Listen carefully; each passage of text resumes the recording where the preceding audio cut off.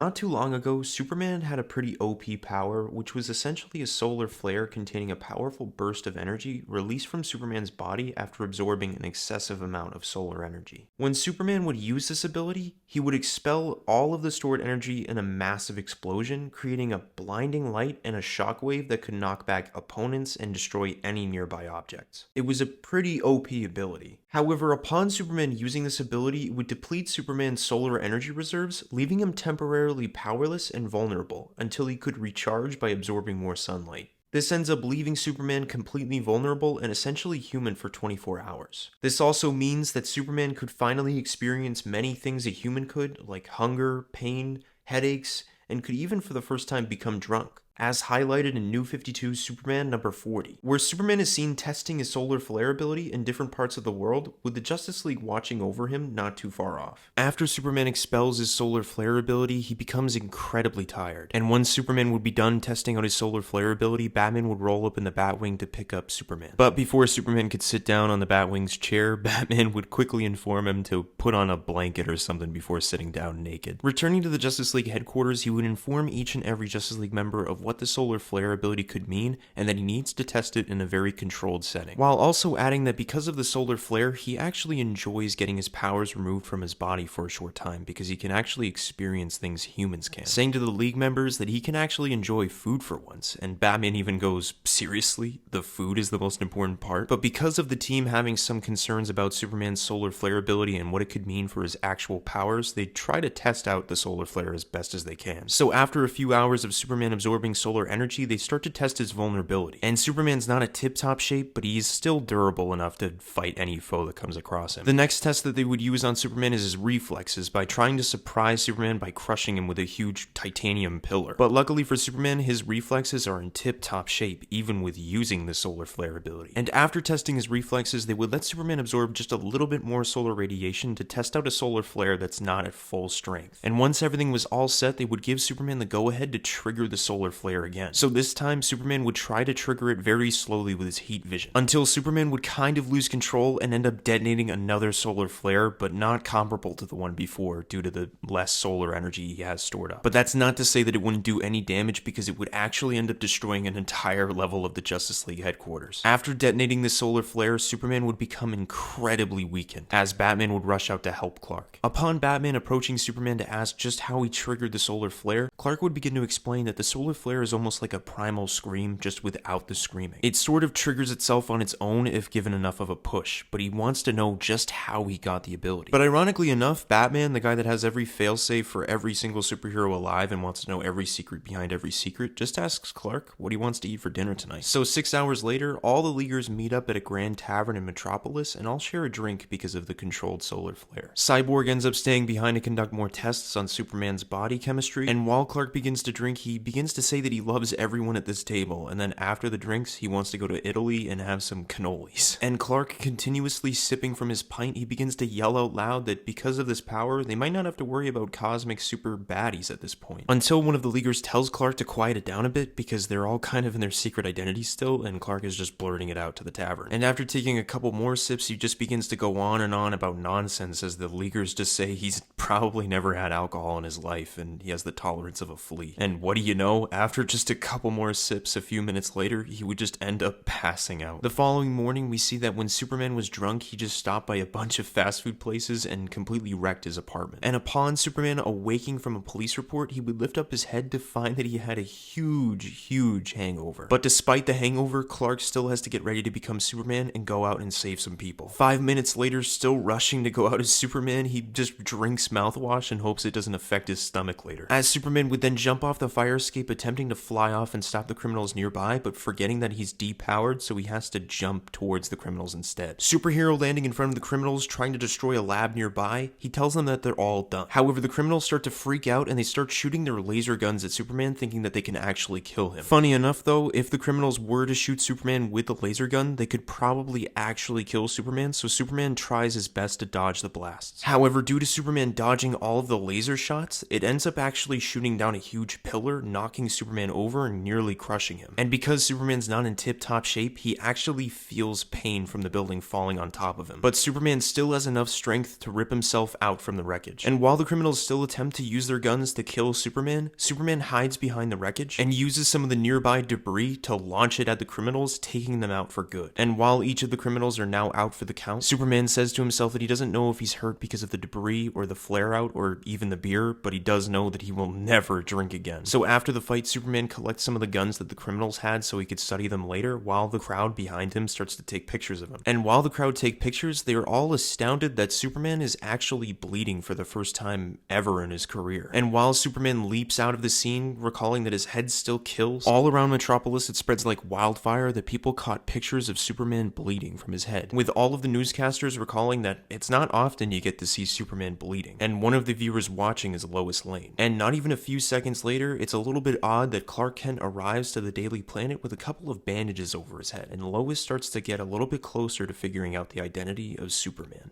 ending the story. I hope you guys like this story, and don't forget to leave a like and subscribe, and as always, I'll catch y'all on the flip side.